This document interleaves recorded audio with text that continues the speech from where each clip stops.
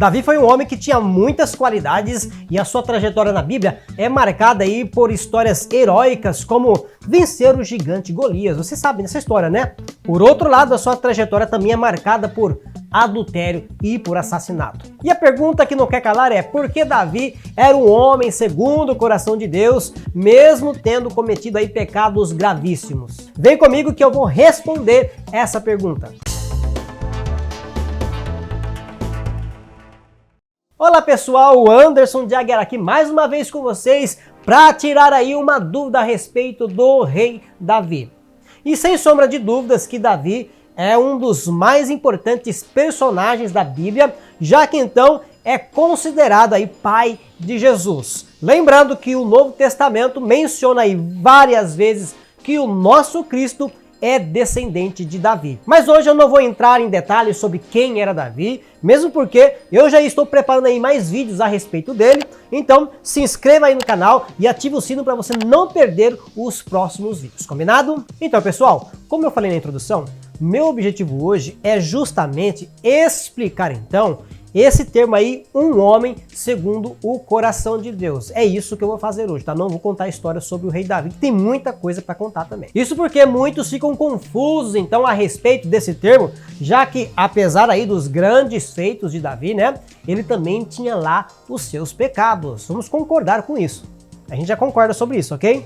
Pois bem, para entender então essa expressão usada aí pelo profeta Samuel, nós precisamos entender então o contexto no qual essa frase foi utilizada. Samuel usa então essa frase ainda no reinado de Saul, quando Deus comunica então a sua decisão de escolher então um novo rei em Israel, um novo rei para governar Israel. Mas por que Deus não queria mais que Saul continuasse sendo rei? Se naquele momento Saul era o rei, por que Deus desejou então tirar ele e colocar outra pessoa? É importante dizer que Saul era e foi o primeiro rei de Israel. Até então, quem governava, quem reinava sobre o povo era o próprio Jeová, desde que eles saíram lá do Egito. Vocês lembram? E eu contei sobre isso aqui no canal, tem link na descrição, ok? O reinado de Deus, então, era representado, vamos dizer assim, Deus tinha um representante, ele não tinha como descer aqui na terra e reinar, né? Então ele tinha um representante, ele reinava através do profeta Samuel, naquele momento, naquele instante ali. Mas as coisas acabam mudando a partir do capítulo 8 do livro de 1 Samuel, já que naquele momento o profeta já estava ficando velho, o profeta já estava cansado, a idade chegou, como chega para todo mundo. Mesmo porque o homem já tinha feito muita coisa, né? Até então, ele tinha trabalhado muito pelo povo. Ele então pega e coloca os seus filhos para ser o quê? Juízes em Israel. Samuel tinha filhos. Então chega um momento que ele fala: poxa, preciso descansar, o que eu vou fazer? Vou confiar nos meus filhos, vou colocar eles para fazer juízo em Israel. Simples, né? A sucessão, vamos dizer assim. Mas teve um pequeno problema aí nesse percurso aí. Acontece que o poder, a ganância subiu na cabeça dos filhos deles e os caras se desviaram. Infelizmente, os caras acabaram perdendo aí o senso, né? Ficaram ali atraídos pelo poder. O poder estava ali na cabeça deles e não era só isso. Existia a corrupção, existia um cascai por fora. Naquele tempo já existia a corrupção. E apesar de ficar claro aqui nessas passagens para nós que Deus não tinha planos de dividir esse trono, esse reinado com ninguém, o povo não aceita ser comandado por aqueles filhos corruptos, os filhos de Samuel. Eles exigem então de Samuel um novo rei, como já acontecia com outros povos. Eles olhavam para outros povos e falavam: poxa, enquanto nós estamos aqui sendo governados por esses corruptos, esses juízes, esses mequetrefes, as outras nações, ó, tá todo mundo aí com o rei, tá todo mundo sendo bem sucedido, crescendo, e nós aqui, ó, sem um rei. Nós queremos um rei, não aceitamos mais Deus ser o nosso rei. Apesar de não estar declarado assim, não quero Deus como rei. Mas quando você substitui Deus e coloca outra coisa, outra pessoa no seu lugar, você está automaticamente rejeitando Deus. Você acha que ele não vai ficar triste com essa situação? Você acha que Deus, sendo Deus, o Criador de todas as coisas, gosta de ser rejeitado? É claro que não, mesmo porque ele quer que nós o servamos. Se você decide, se eu decido servir a Deus, ele vai querer obediência. Ele não vai requerer isso de quem não é servo dele, de quem não acredita ou de quem não simpatiza com ele. Ele vai requerer isso daqueles que são filhos. Se você é filho do seu pai, eu tenho certeza que você é, você deve obediência a ele, à sua mãe. E assim é com o nosso Deus. Então, fica bem claro aqui esta rejeição do povo para o reinado divino. Que mesmo contrariado, então, Deus vai lá e resolve, então, atender o desejo do seu povo, o desejo dos israelitas. E é a partir, então, do capítulo 8 e vai até o capítulo 12 de 1 Samuel, que a Bíblia nos conta, então, como foi feita essa escolha aí para Saul ser o rei de Israel. Depois desse estudo, você pode pegar a passagem que vai ficar anotada aqui na tela, aparece aqui na tela, você anota, faz como sempre, eu falo para vocês. Isso é uma aula, gente, é um estudo.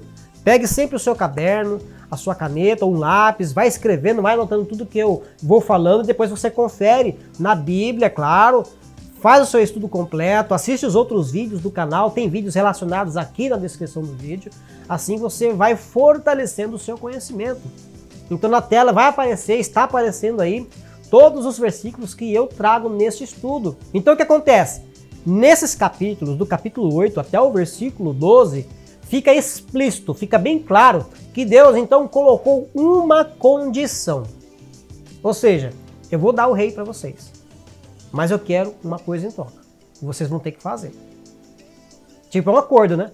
Você pede uma coisa pro seu pai e o seu pai dá uma condição. Ele não vai te dar as coisas de mão beijada. Assim é o nosso relacionamento com Deus também. E assim era naquela época. E qual era esta exigência? Qual era essa condição? Que tanto o rei quanto o povo deveria então honrar e obedecer a Deus. Eles deveriam permanecer obedientes enquanto estivessem sendo governados por Saul. E vocês precisam prestar atenção agora e guardar bem essa palavra, obediência. Que esse é o tema principal do vídeo de hoje. E vocês verão como esta aula vai se desenvolvendo em torno deste termo obediência. Tudo começa a mudar então a partir do capítulo 13 do livro de 1 Samuel. Lá do 8 até o 12, nós temos toda uma narrativa aí explicando esta escolha, né, a determinação, essa condição de Deus para que Saul governasse. Chega no capítulo 13, existe então ali a informação de que aconteceu então o primeiro ano todinho do reinado de Saul. Quando chegou o segundo ano, alguma coisa começou a mudar ali naquela região. Eles começaram a ter problemas com os filisteus, como sempre, né? O povo de Israel sempre tinha problema com alguém. E desta vez eram os filisteus.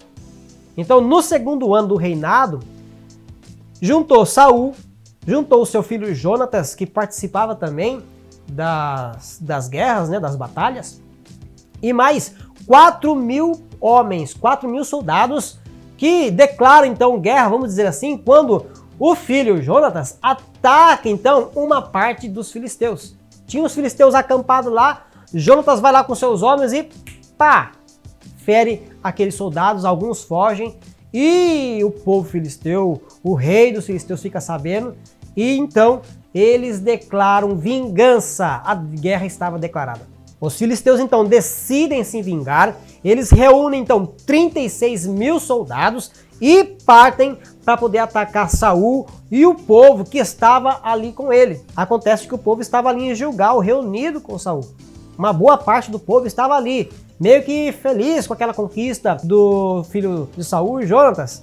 Mas ao mesmo tempo avisaram para ele, tanto para ele quanto o seu filho, e o povo ficou sabendo que os filisteus não gostaram disso e declararam guerra. Ou seja, Israel era como se fosse o inimigo mortal. Era o inimigo mortal dos filisteus. E para agravar a situação, para deixar mais complicado ainda, Samuel não estava presente ali naquele momento.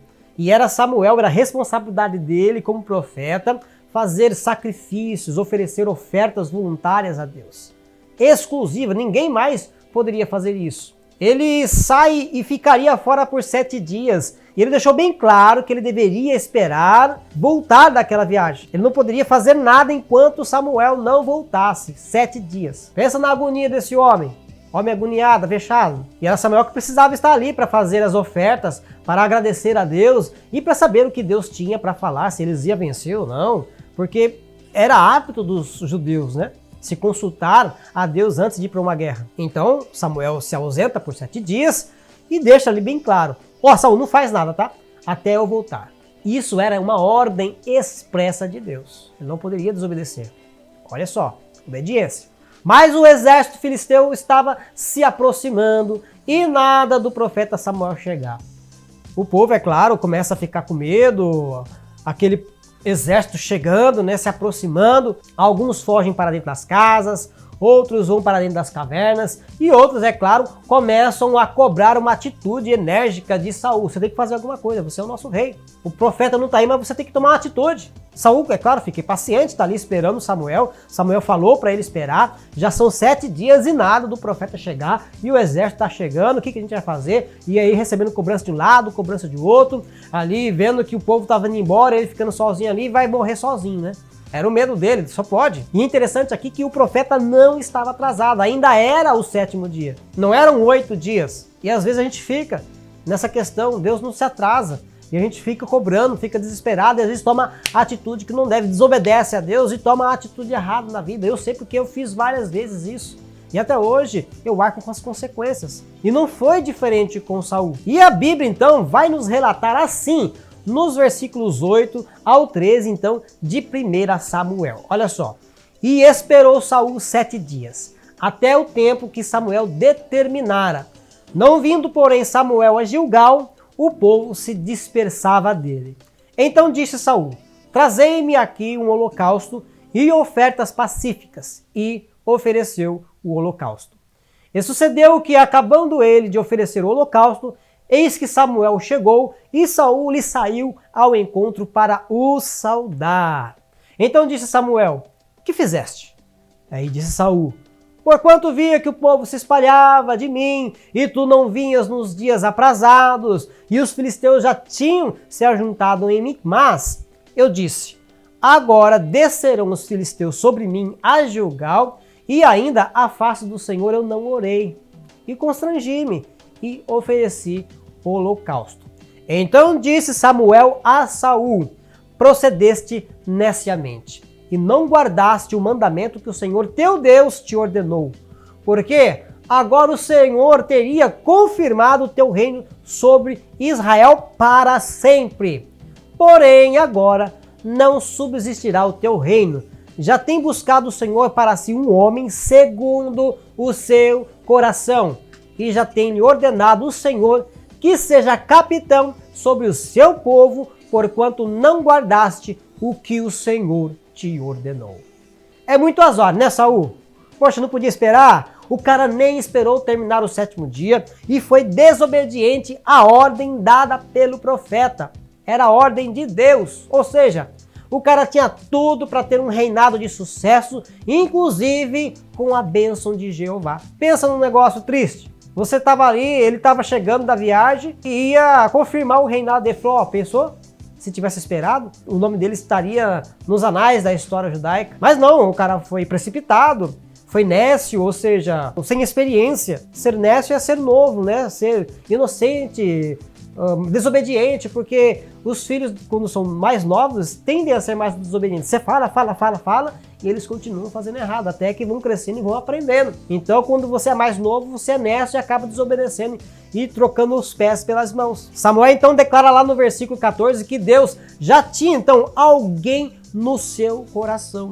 Ou seja, desta vez, era Deus quem escolheu o próximo rei de Israel. Se a primeira escolha foi feita, então, segundo o coração dos homens, porque esta foi a vontade deles, a vontade daquele povo, desta vez, agora aqui com Deus, a escolha estava sendo com o próprio Jeová, segundo o coração dele, de acordo com o que estava no seu coração, na sua intenção, de acordo com a sua vontade. E como sempre, mais uma vez eu vou fazendo as conexões aqui para vocês compreenderem, para que vocês aprendam que os planos de Deus e a sua vontade é soberana e que a história é escrita, então, para justamente acabar em quem? Em Jesus Cristo. Nós aprendemos que as coisas só vão bem se estiverem dentro da vontade de Deus, pois a vontade do homem é falha. A vontade de Deus é boa, é perfeita e é agradável. A vontade de Deus é perfeita, é soberana, está acima de todas as outras vontades. Mas é claro que isso não impede da gente sonhar, da gente fazer planos, muito pelo contrário, a gente precisa sonhar, precisa fazer planos. Aliás, é em Provérbios capítulo 16, versículo 1, que Salomão nos ensina que o coração do homem pode fazer planos, mas a resposta certa dos lábios vem do Senhor. Então, entrega você aí os seus caminhos ao Senhor, confia nele e ele tudo fará. É bíblico, ok? Não é promessa minha. Pois bem, no capítulo 16 de 1 Samuel, a Bíblia então vai nos contar como foi feita a escolha do próximo rei. Quando Deus então ordena, dá a ordem a Samuel que vá até a casa de Jessé para ungir então o novo rei. Deus então sabia quem era Davi. Ele conhecia o coração do menino, ao contrário de Samuel, que se impressionou ali com os 7 filhos de Jessé. E Davi era o 8º.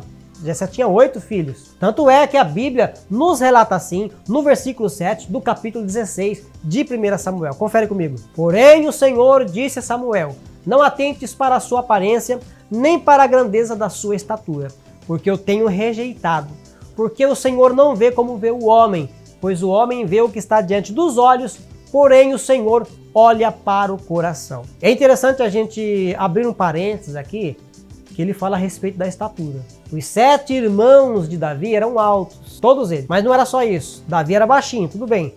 Mas Saul era alto. E era isso que impressionou a todos quando o escolheram como rei. Porque se vocês voltarem lá naqueles capítulos que eu disse para vocês antes, dos capítulos 8 até o 12, tem uma parte lá, vocês leem lá com cuidado, vocês vão ver que no momento em que Saul aparece dentre o povo, ele se destacava porque aparecia acima de todos, porque ele era muito alto, muito forte, muito bonito. E Deus menciona aqui que não era para olhar para a estatura, porque Deus rejeitou a aparência, Deus rejeitou o tamanho da pessoa, Deus rejeita o nosso externo. Ele quer o nosso coração, ou seja, ele quer a nossa intenção, não é esse coração de carne aqui.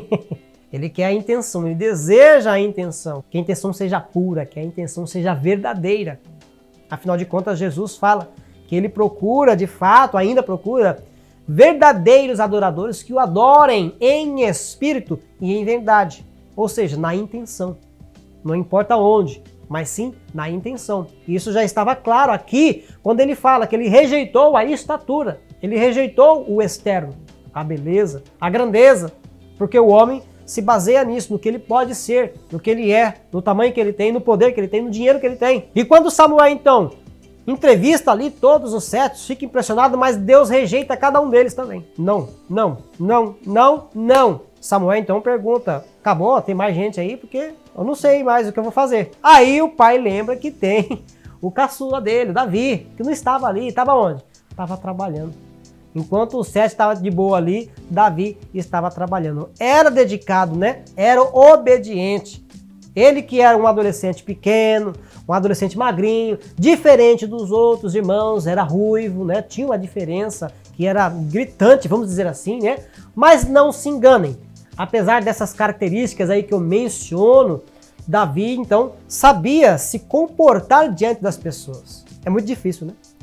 Uma pessoa educada, uma criança educada, um rapaz educado, uma menina educada, uma mulher educada, que sabe entrar, que sabe sair de um lugar. E Davi era essa pessoa. Não apenas isso. Assim como seus irmãos eram bonitos, Davi também era bonito. A Bíblia fala que ele tinha uma beleza, mas era diferente dos irmãos. Mesmo porque a beleza dele vinha de dentro, entende? A nossa beleza precisa vir de dentro, porque a Bíblia diz que o sorriso formoseia o rosto. Então o sorriso expressa aquilo que está dentro de nós. Então Deus sabe o que se passa aqui dentro de nós, o que está escondido que só Ele pode descobrir. Dizem que o coração e aquilo que pensamos é terra onde ninguém pisa, mas nós sabemos que somente Deus, o Espírito Santo e Cristo sabem aonde estão e o que se passa aqui dentro, o que se passa aqui dentro. Vocês concordam comigo? Diga aqui nos comentários. E é importante a gente mencionar aqui, então, pelo fato de Davi não estar ali, Davi estar cuidando das ovelhas, estar trabalhando, nós percebemos então que Davi era um menino obediente, um garoto obediente, tanto para o seu pai quanto para Deus, porque eles eram criados no temor de Deus. Todos eles eram. Mas nós observamos que Davi era mais. Davi se destacava. Então Deus, conhecendo quem era Davi de fato, ele o escolhe então para ser o rei de Israel. O futuro rei estava ali, um menino pequeno, frágil, porém dócil, educado e obediente. Resumindo, Saul, o rei segundo o coração do homem, do povo, era desobediente. E Davi, o menino Davi, era o rei segundo o coração de Deus e era obediente. Temos um desobediente adulto e um obediente criança. Um desobediente forte e um desobediente fraquinho, pequeno. Percebe o que Deus está fazendo? Ele está trazendo à tona as diferenças para que a gente compreenda que é Ele quem escolhe, não importando a ocasião, quando e quem, porque é Ele quem escolhe quem vai ser quem no reino de Deus, no reino dele. Ou seja, na escolha perfeita de Deus, de um homem imperfeito, porém obediente e consciente também da sua natureza pecaminosa, Davi tinha essa consciência. Nisso tudo estava o plano infalível de salvação da humanidade através então do sacrifício do nosso Senhor Jesus Cristo. Eu imagino Deus, essa coisa minha, tá? Eu imagino Deus lá de cima dizendo assim: eu dei uma chance aí para os homens de serem obedientes a mim, tanto eles quanto o rei deles, mas o plano não deu certo. Agora chegou a minha vez. Chegou a minha vez de colocar o meu plano em prática. Já que o deles não deu certo, o meu vai dar.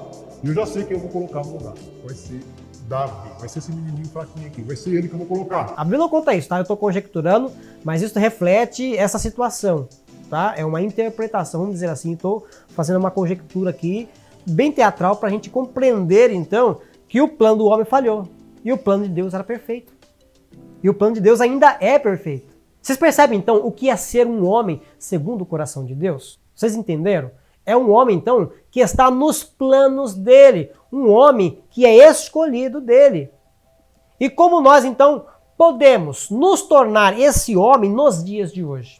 E quando eu falo de homem, gente, eu estou falando de homem e de mulher, tá?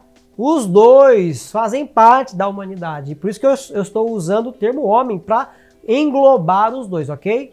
Não vai dizer aí que eu estou falando só dos homens deixando as mulheres de lado, mesmo porque as mulheres têm um papel importantíssimo, fundamental. Sem elas, muitas coisas ou nada disso teria acontecido, porque a primeira foi Eva, né? A nossa mãe, a mãe de todos os homens. Então, para conseguir esse efeito, é só então você aceitar que Jesus seja o seu Deus, que ele seja o Senhor da sua vida, que a vontade dele esteja acima da sua e que ele governe, que ele planeje a sua vida como faz a mim e a todos que confiam e seguem a ele. Quer ver? Olha só o que Jesus nos ensina lá em João capítulo 15, versículos 16 e 17.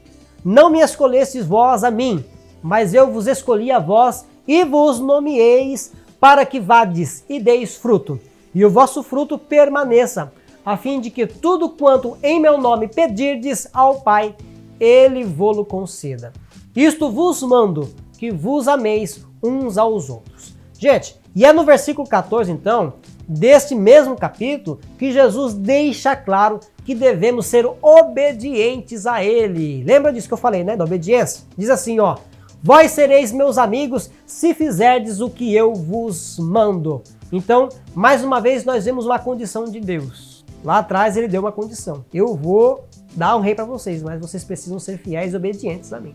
Jesus agora também faz a mesma coisa para mim e para você, ok? Concluindo, estar no coração de Deus significa então ser escolhido por ele. Eu acabei de dizer, não somos nós quem escolhemos, é ele quem nos escolhe. E para ser escolhido tem que ser obediente. Ah, eu quero servir a Deus. Você quer? Vamos lá, tem uma condição, precisa ser obediente. Você aceita? Sim, então tudo bem. E agora, qual é a nova ordem de Deus? Qual é a nova ordem que Cristo nos dá no versículo 12? É que vos ameis uns aos outros assim como eu vos amei. O amor que Deus nos ofereceu foi tão grande que ofereceu também Jesus. E eu estou aqui falando para você hoje, trazendo uma reflexão de como nós podemos ser também um homem e uma mulher segundo o coração de Deus. É amar ao próximo como a nós mesmos.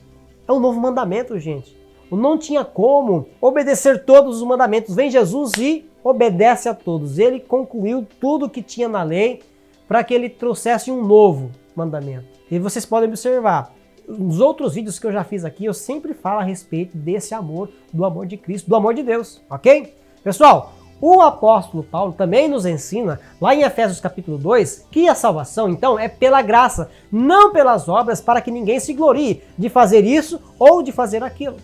Ainda assim, muitos ainda valorizam muito mais o sacrifício a Deus do que a obediência, até nos dias de hoje. Não foi apenas com Saul lá atrás. E no capítulo 15 de 1 Samuel, no versículo 22, o profeta deixa bem claro para Saul e para nós também que obedecer é melhor do que sacrificar. A obediência é melhor que o sacrifício. A obediência é melhor do que a oferta. Ser é melhor do que fazer, ok? Ser obediente é melhor do que fazer qualquer coisa para Deus. Se você não for obediente, não adianta fazer nada para Deus. É isso que ele está dizendo. Portanto, de nada adianta o sacrifício se não existe obediência. Sabe qual é o pior? Deus rejeita o desobediente. Assim como rejeitou a Saul, Deus rejeita o desobediente. Até hoje, naquele grande dia, nós vamos ter grandes surpresas por causa da desobediência. E vocês sabem que a desobediência que eu estou falando aqui é a respeito do amor ao próximo. Eu já falei isso em outros vídeos. Vamos assistir os outros vídeos para vocês verem que eu sempre bato nessa tecla, ok? Deus rejeita o desobediente como rejeitou o Saul e escolhe os obedientes como escolheu o menino Davi. Logo, então, o fato de Davi ter pecado lá na sua vida adulta não mudou, então, o fato de que ele ainda era o homem escolhido de Deus e segundo o seu coração, mesmo porque Davi se arrependeu dos seus pecados depois, né? Também sofreu as consequências de toda aquela vida que ele levou depois. Ele teve uma vida vitoriosa, mas por causa dos seus pecados, ele teve e sofreu consequências. A lei da semeadura, aqui se faz, aqui se paga, fique tranquilo. Se alguém pecou contra Deus, contra você, com certeza Deus vai requerer ainda aqui nessa terra, ainda em vida. Sendo assim, o fato de todos nós sermos pecadores também, é claro, não impedem de sermos pessoas escolhidas segundo o coração de Deus. Isso é um direito meu e seu também. Agora, nós precisamos sim sempre reconhecer a nossa natureza pecaminosa, se arrepender, é claro, de verdade, de fato, como Davi se arrependeu, confessar os pecados também, como Davi fez, confessando, e se esforçar, é claro, para pecar cada vez menos. Vamos parar de pecar? Não, não tem como. Mesmo porque ninguém deixa de pecar e João deixa bem claro quando diz que se dissermos que não temos pecado, então estamos nos enganando e a verdade não está em nós. Você pode ler isso lá em 1 João capítulo 1 e versículo 10 para ver que eu estou falando a verdade e que tudo está baseado na Bíblia. Ok? E você, entendeu então o que significa ser um homem segundo o coração de Deus? Me conta aqui nos comentários para eu saber, ok? Nós ainda temos muito o que falar sobre Davi, sobre Jonatas, também sobre Saul aqui no meu canal. Então, se inscreva agora e ative o sino para que vocês recebam em primeira mão os próximos vídeos. E não esqueça de Deus, porque lá de cima Ele não esquece de você. Receba o meu forte abraço e até o próximo vídeo. Tchau, tchau!